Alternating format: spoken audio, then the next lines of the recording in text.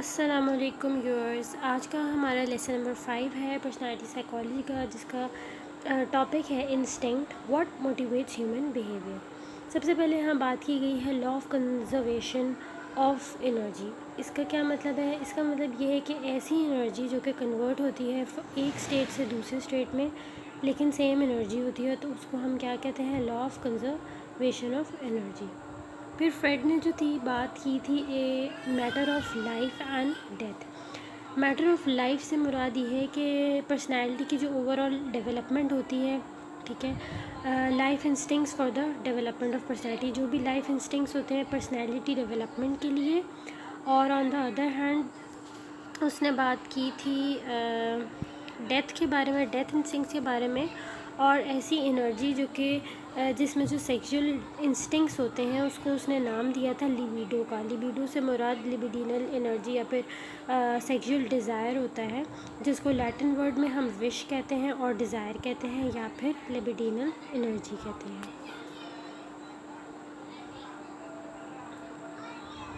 उसके बाद human development viewed psychology साइकोसेक्सुअली। यहाँ पे उसने बात की थी दो प्रेमिसेस के बारे में। एक था जेनेटिक अप्रोच और दूसरा जो था सेक्सुअल एनर्जी लिबिडो के बारे में, जो कि प्रेजेंट होता है एट द बर्थ और प्रोसेस होता है through the series of psychosexual stages, जो कि हमने ऊपर भी बात की थी कि इसके कुछ ऐसे सेक्सुअल स्टेजेस थे फ्रेड के, जिसके बारे में हम बात करेंगे। जैसे कि हो गया ओरल, हो गया एनल, हो गया फैलिक और जेनिटल। अब जो ओरल स्टेजेस में क्या है, बर्थ से लेके ये 18 मंथ तक जो है चलता है। ये पहला साल होता है इंडिविजुअल की लाइफ का, जिसको हम ओरल स्टेज कहते हैं। इसमें जो इन्फेंट होता है वो क्या होता है, वो रिलाई करता है दूसरों के ऊपर अपने सर्वाइवल के लिए। जैसे कि फॉर एग्जांपल एक बच्चा है तो ज़ाहिर है उसको बड़ों की ज़रूरत होती है, वो उन पर डिपेंडेंट होता है। तो यहाँ पे यही बात हो रही है कि इन्फेंट जो है वो रिलाई करता है दूसरों के ऊपर अपने सर्वाइवल के लिए, ठीक है। और dependence is the only way of obtaining distinction. अब उनकी जो डिपेंडेंस है ना, दूसरों के ऊपर डिपेंड करना, ये ही सिर्फ इनके पास एक ऑप्शन होता है अपनी बेसिक नीड्स, अपनी एग्रेशन, अपनी जो भी मतलब उनकी एक इन्फेंट को जो मतलब उसकी नीड्स होती हैं उसको पूरा करने के लिए, इंस्टिंक्चुअल ग्रेटिफिकेशन को पूरा करने के लिए डिपेंडेंस ही उनका एक रास्ता होता है। अब जो माउथ है, माउथ जो है उनका बेसिक एक बॉडी स्ट्रक्चर है, ठीक है, जिसमें जो वो इस टाइम में वो यूज़ करते हैं, ठीक है, with the reduction of biological drives और प्लेजर सेंसेशन। मतलब कि सबसे छोटा बच्चा होगा वो माउथ के थ्रू ही उसका बेसिकली सबसे ज़्यादा अपनी वो नीड्स फुलफ़िल करता है, उसको प्लेजर वहीं से मिलता है। उसके बाद है एनल स्टेज, जो कि 18 मंथ्स से लेके 3 साल तक जाता है। ये सेकंड और थर्ड ईयर्स ऑफ लाइफ में होता है, ठीक है। इसमें फोकस सबसे ज़्यादा क्या है, लिबिडिनल एनर्जी, जो कि मैंने आपको पहले भी बताया, जिसको हम सेक्सुअल डिज़ायर कहते हैं, जो कि शिफ्ट होता है टू द एनल रीजन। और यहाँ पे बच्चा क्या है, कंसिडरेबल प्रेशर उसको कहाँ से मिलता है, उसको रिटेंशन और एक्सपल्जन ऑफ फेसेस से। मतलब वो ग्रेजुअली जो है ना वो लर्न करता है कि उसने अपनी किस तरह जो है वो बाउल मूवमेंट्स को कंट्रोल करना है, अपना प्रेशर कंट्रोल करना है। मतलब टॉयलेट ट्रेनिंग जो होती है ना, वो उस चीज़ को कंट्रोल कर लेता है, ठीक है, वो सीख रहा होता है इस पॉइंट पे। फिर उसके बाद आता है फैलिक स्टेज, जो कि 3 साल से 5 साल की उम्र में है। और इसमें क्या है, ये है ड्यूरिंग द 4th और 5th ईयर्स। और चाइल्ड जो है इसका लिबिडिनल जो इंटरेस्ट है ना वो शिफ्ट हो जाता है एक नई एरोजेनस जोन की तरफ, ठीक है। और वो क्या जोन है, वो है जेनिटल्स। मतलब कि इस पॉइंट पे जो चाइल्ड है, जो बच्चा है, वो ऑब्ज़र्व करने लग जाता है अपने सेक्स ऑर्गन्स के बारे में, उसे पता चलने लग जाता है 3 साल से 5 साल की उम्र में। उसके बाद बात होती है लेटेंसी पीरियड की, जो कि 5 साल से 12 साल की उम्र तक है। और यहाँ पे क्या है कि ऑनसेट ऑफ एडोलसेंस, यहाँ पे चाइल्ड जो है एक ऐसे पीरियड से गुज़रता है, सेक्सुअल क्यूसेंस की तरफ से का पीरियड है, उस चल रहा होता है यहाँ पे। और यहाँ पे ये होता है कि लिबिडो जो है ना वो टोटली सब्लिमेट हो जाता है। मतलब कि लिबिडो जो मैंने आपको पहले बताया, जो कि सेक्सुअल डिज़ायर या लिबिडिनल एनर्जी जो होती है, सब्लिमेट मतलब ख़त्म हो जाती है। यहाँ पे किसी किस्म का कोई लिबिडो जो है ऑन नहीं होता, मतलब कि यहाँ सब्लिमेट हो जाता है, ख़त्म हो जाता है। और यहाँ पे क्या सबसे ज़्यादा होता है, यहाँ पे नॉन सेक्सुअल एक्टिविटीज़ होती हैं, ठीक है। यहाँ पे सेक्सुअल एक्टिविटीज़ का जिक्र नहीं होगा लेटेंसी पीरियड में। यहाँ पे नॉन सेक्सुअल एक्टिविटीज़ होती हैं और इसमें इंटेलेक्चुअल इंटरेस्ट के बारे में इंडिविजुअल ज़्यादा उसकी तरफ जाता है, एथलेटिक्स की तरफ जाता है, पीयर की रिलेशनशिप्स की तरफ जाता है। लेकिन ये बात आप लोगों ने याद रखनी है, MCQs में भी पूछी जाती है कि लिबिडो जो है सब्लिमेट किस स्टेज में होता है, तो ख़त्म किस स्टेज में होता है, मतलब जहाँ सेक्सुअल जो है ड्राइव्स के बारे में बात नहीं हो रही होती, वो क्या है, वो है लेटेंसी पीरियड। उसके बाद है जेनिटल स्टेज, जो कि 12 ईयर्स टिल प्यूबर्टी चलता है। यहाँ पे ये है कि जो सेक्सुअल और एग्रेसिव इम्पल्सेस हैं वो कपल्ड होती हैं टू द इंक्रीज, मतलब यहाँ पे ऑपोजिट सेक्स की तरफ जो है ना आपकी अवेयरनेस जो है ज़्यादा बढ़ती है। ठीक है, जैसे कि फॉर एग्ज़ाम्पल एक रिलेशनशिप हो गया, दो लोगों के दरमियान, ऑपोजिट सेक्स के दरमियान जो रिलेशनशिप हो गया, ये वो पीरियड कहलाता है। यहाँ पे इनिशियल फेज़ जो है जेनिटल स्टेज का होता है।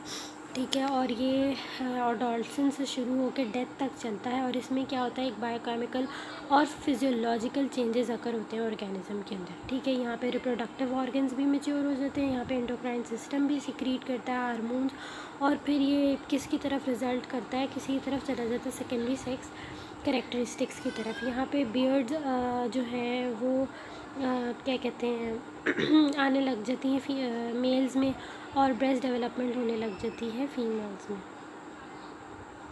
यहाँ बात होती है द नेचर ऑफ एंजाइटी की। अब जो फ्रेड था उसका सबसे पहला जो बेसिक इंटरेस्ट, इनिशियल इंटरेस्ट था, वो एंजाइटी पे था। ठीक है, उसने मोटिवेट किया था, ठीक है, वो बहुत मोटिवेटेड था क्या देखने में कि ऐसे लोग जिनमें न्यूरोटिक सिम्टम्स पाए जाते थे और उनको ट्रीट करना जो था उसका बेसिक इंटरेस्ट था। मतलब कि जो भी लोग थे उनको प्रॉब्लम्स कर होती थी, न्यूरोटिक सिम्टम्स नज़र आते थे उनको, जिस चीज़ से वो सफ़र कर रहे होते थे, तो उसको ट्रीट करना जो था मेन मकसद था। फिर यहाँ पे टाइप्स ऑफ एंजाइटीज़ आ जाता है। पहला है रियलिस्टिक एंजाइटी।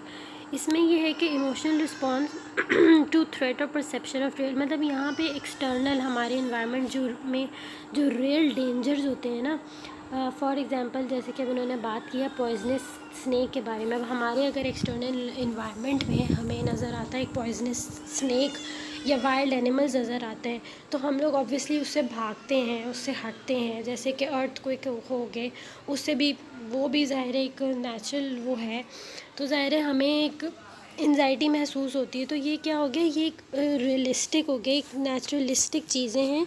ठीक है, जिससे जो है हमें एंजाइटी होने लग जाती है। फाइनल एग्जामिनेशन भी हो गया। तो ये सारी क्या चीज़ें, ये हैं रियलिस्टिक हैं और ऑब्जेक्टिव हैं, और ऑब्जेक्टिव एंजाइटी है। उसके बाद हम बात करते हैं न्यूरोटिक एंजाइटी की।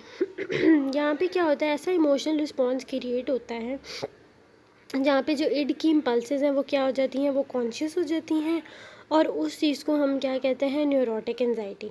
ठीक है, अब ये किस तरह कॉज होता है, ये कॉज होता है जहाँ पे ईगो को जो है फियर होता है, डर होता है कि वो भाई इड की जो सिचुएशंस हैं, प्रॉब्लम्स हैं, उसको कंट्रोल नहीं कर सकता। जैसे कि हमने पीछे पढ़ा था कि ईगो जो है इड की जो भी प्रॉब्लम्स हैं, जो भी उसके इंस्टिंक्ट्स हैं, उसको कंट्रोल करता है, उसके नेचुरल, उसके सेक्सुअल एग्रेसिव बिहेवियर नेचर को क्या करता है, कंट्रोल करता है। तो यहाँ पे अगर ईगो को ये फियर होता है, ये डर होता है कि भाई मैं ये उसकी इड की जो चीज़ें नहीं फुलफ़िल कर सकता, तो ये क्या कहलाता है, न्यूरोटिक एंजाइटी कहलाता है। मॉरल एंजाइटी में क्या आता है कि यहाँ पे ईगो को जो है थ्रेटनिंग एक पनिशमेंट मिलती है सुपर ईगो की तरफ से, जहाँ पे जो इमोशनल रिस्पॉन्स जो है वो क्या कहलाता है, मॉरल एंजाइटी कहलाता है। यहाँ पे जो है इड जो है वो क्या करता है, उसको स्ट्राइवेशन होती है, स्ट्राइव करता है टूवर्ड्स एक्टिव एक्सप्रेशन की तरफ ऑफ इमोरल थॉट, मतलब कि इड की ऐसी चीज़ें होती हैं, ऐसी उसके सोच होती है, ऐसे उसके डिज़ायर्स होते हैं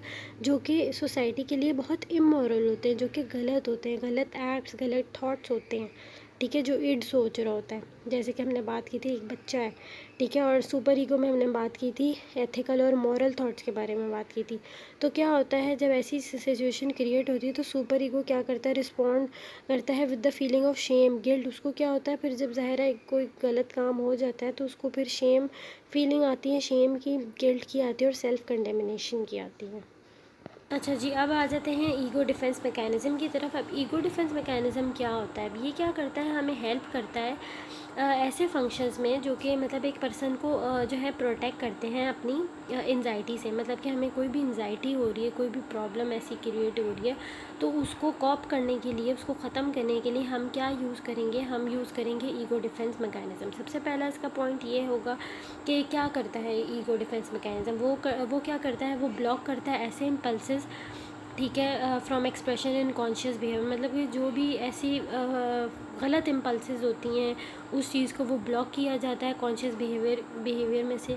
सही है। उसके बाद वो क्या करता है? डिस्टॉर्ट करता है it to such a degree that the original intensity is markedly reduced और डिफ्लेक्टेड। और जो भी मतलब डिस्टॉर्शंस है ना, वो क्या करता है? उस चीज़ को जो है ओरिजिनली जो उसकी इंटेंसिटी होती है उसको क्या करता है? ख़त्म करता है और कम करता है। ठीक है, तो ये ईगो डिफेंस मैकेनिज़्म के जो है वो एडवांटेजेस हैं जो वो मतलब करता है।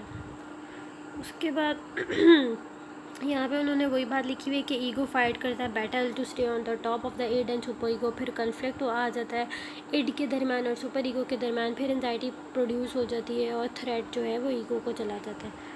ये सारी बात उन्होंने कॉपिंग स्टाइल्स के बारे में बताई हुई है, इड, ईगो, सुपर ईगो। यहाँ पे अब जो आते हैं वो हैं डिफेंस मैकेनिज़्म। सब्लिमेशन से मुराद ये है कि यहाँ पे जो है ना सब्लिमेशन, ये ऐसा ईगो डिफेंस मैकेनिज़्म है जो कि इंडिविजुअल को इनेबल करता है कि वो क्या करे, वो अपने इम्पल्सेस जो है ना उसको डाइवर्ट कर सके, ठीक है, और उन इम्पल्सेस में ले जाए जो कि सोशली एक्सेप्टेड होते हैं।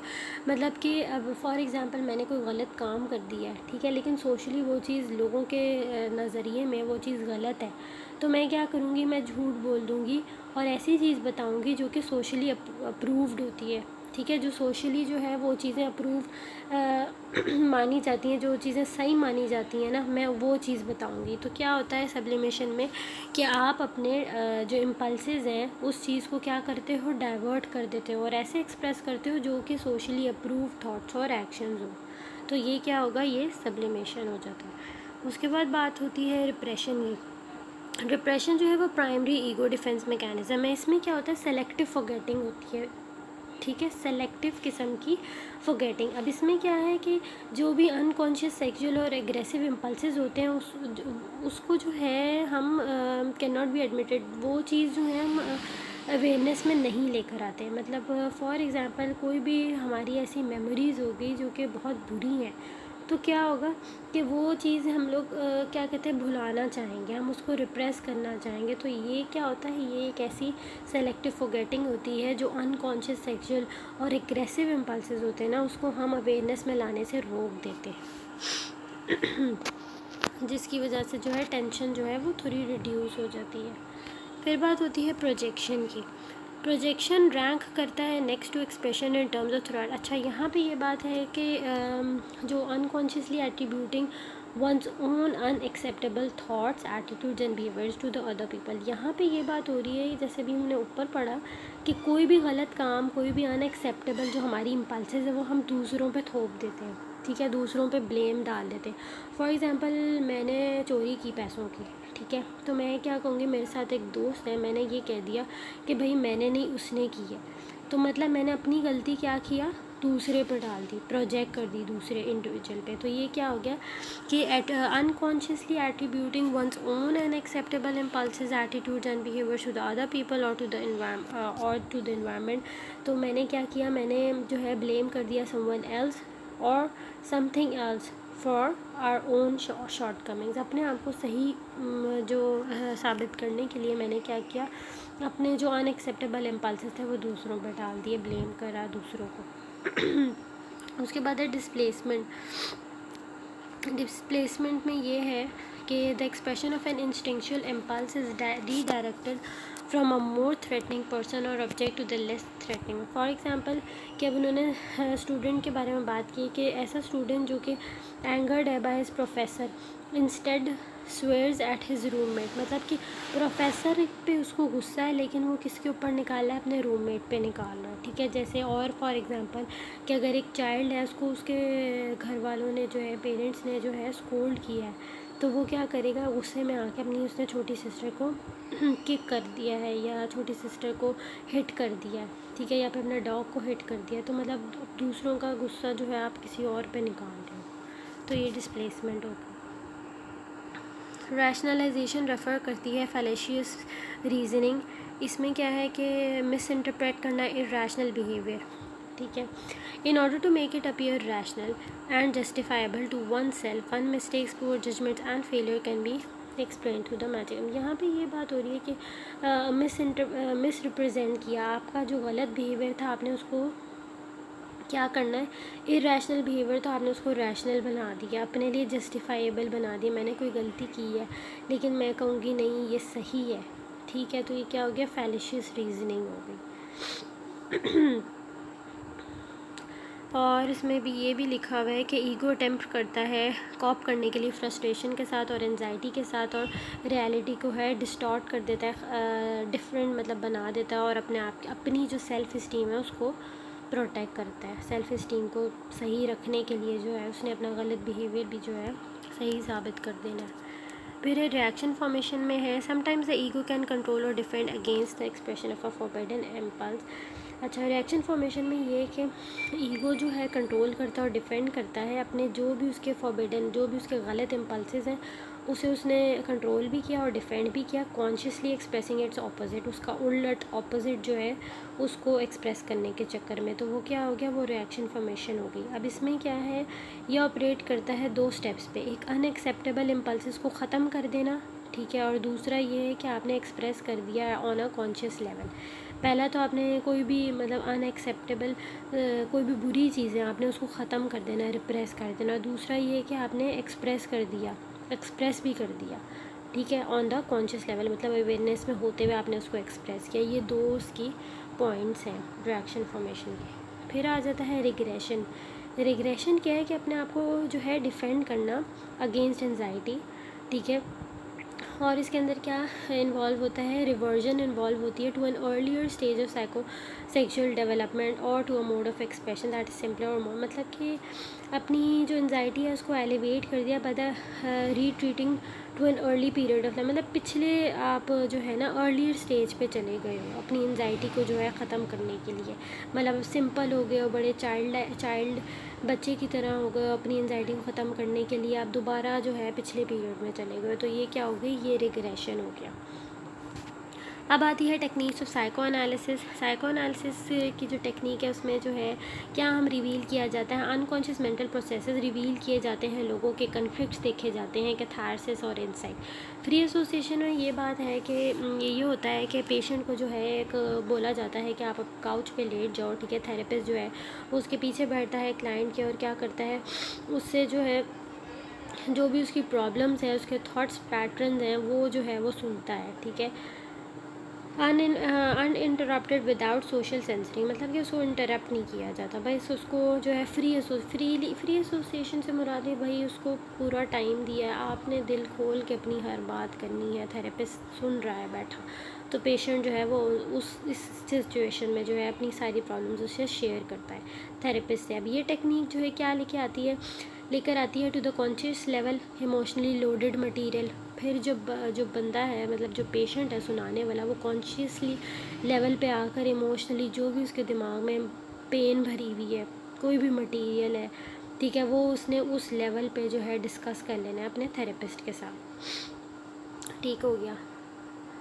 उसके बाद in his book interpretation of the dreams, अब एक इंटरप्रिटेशन ऑफ ड्रीम्स एक 1900 में उसकी बुक थी फ्रेड की, जिसको नाम दिया गया था ड्रीम एनालिसिस। अब इसमें क्या होता है कि इसमें जो कंटेंट्स होते हैं ना ड्रीम के, जैसे कि इड इम्पल्सेस, जो इड की जो विशेज़ होती हैं वो क्या होती हैं, वो किसके साथ रिलेट करती है, अनकॉन्शियस कन्फ्लिक्ट्स के साथ रिलेट होती है, ठीक है। थेरेपिस्ट क्या करता है, वो प्रिडिक्ट करता है उसके कंटेंट ऑफ ड्रीम्स, ताकि उसके ड्रीम से पता चलता है जो भी प्रॉब्लम्स है, और क्या होता है कि ये किसके साथ रिलेट करती हैं, अनकॉन्शियस विशेस के साथ, मतलब जो भी ड्रीम्स समझ लें फॉर एग्जांपल उसको आ रहे हैं, ठीक है, जो कि रिलेट करते हैं अनकॉन्शियस कन्फ्लिक्ट्स आ रहे हैं उसमें बहुत ज़्यादा, ठीक है, तो जब जो है थेरेपिस्ट उसको प्रिडिक्ट करता है, उसकी ड्रीम सुनता है, तो उसको पता चलता है उसके अनकॉन्शियस विशेस क्या हैं। यहाँ उन्होंने एक एग्ज़ाम्पल दिया हुआ है। फिर है रिलेशनशिप जो कि पेशेंट और थेरेपिस्ट के दरमियान होता है, उसको क्या हम कहेंगे, क्लिनिशियन भी कह सकते हैं, साइको एनालिस्ट भी कह सकते हैं, काउंसलर, जो कि बहुत इम्पॉर्टेंट पार्ट है।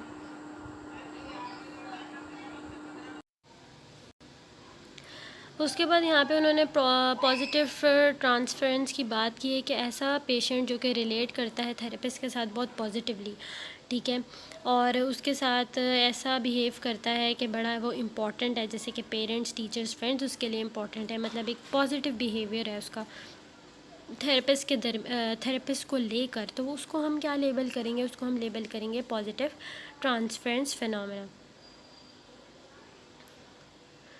उसके बाद है नेगेटिव जो है ट्रांसफरेंस कब होती है, जब जो पेशेंट है वो थेरेपिस्ट के साथ बहुत एक नेगेटिव वे में जो है वो रिएक्ट करता है। अगर उसको पसंद नहीं आ रहा थेरेपिस्ट का बोलना या वो उसको सुनाना कुछ, या फिर बहुत ज़्यादा गुस्सा कर रहा है, तो उसको हम क्या कहेंगे, नेगेटिव ट्रांसफरेंस।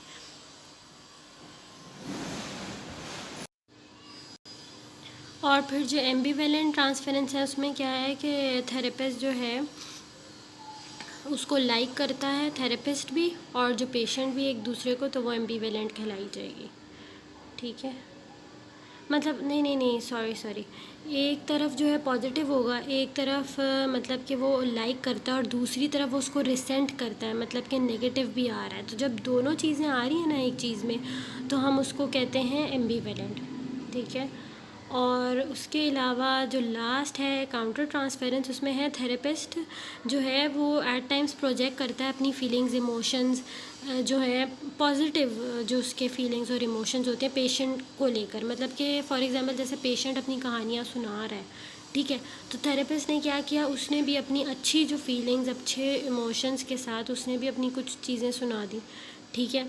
तो वो क्या कहलाती है, वो कहलाती है काउंटर ट्रांसपेरेंस, जो कि नहीं होना चाहिए। हमने सिर्फ क्लाइंट की सुननी है, थेरेपिस्ट को नहीं चाहिए कि वो अपनी भी कहानियाँ लेके बैठ जाए। तो ये क्या हो गया, काउंटर ट्रांसफेरेंस हो गया। उसके बाद उसकी एक बुक थी साइकोपैथोलॉजी ऑफ एवरीडे लाइफ, जिसके बारे में वो बात करता था, और उसमें था ही टॉक्स अबाउट द, उसमें उसने किसके बारे में बात की थी, slip of tongue and pen, ठीक है। फिर है ह्यूमर। अब ये भी एमसीक्यूज़ में आता है कि एक एसेंशियल पार्ट ऑफ साइकी क्या है, साइकी का एसेंशियल पार्ट क्या है, वो है ह्यूमर। और फिर उन्होंने नीचे बस एक बताया वैसे ही कि व्हाट सॉर्ट ऑफ ह्यूमर, आप क्या मतलब किस टाइप का ह्यूमर रीड करते हैं या इन्जॉय करते हैं। फ्रेड जो था उसका ह्यूमर जो था मोस्टली किसके साथ ज़्यादा रिलेटेड था, उसका ज़्यादा रिलेटेड जो था डेथ और सेक्स के साथ था, दो ऐसे अननोन एरियाज़ हमारी लाइफ के जिसके बारे में हम श्योर नहीं होते। यहाँ पे हमारा टॉपिक ख़त्म हो गया है। होप से आपको समझ आया होगा। शायद आप लोगों को मुश्किल लग रहा हो, लेकिन ये इतना मुश्किल है नहीं। अगर आपको एक दफ़ा समझ आ जाएगी तो इंशाल्लाह आप लोगों का पेपर भी बहुत अच्छा हो जाएगा। अगर आपको कुछ नहीं समझ आता तो आप कमेंट सेक्शन में पूछ सकते हैं।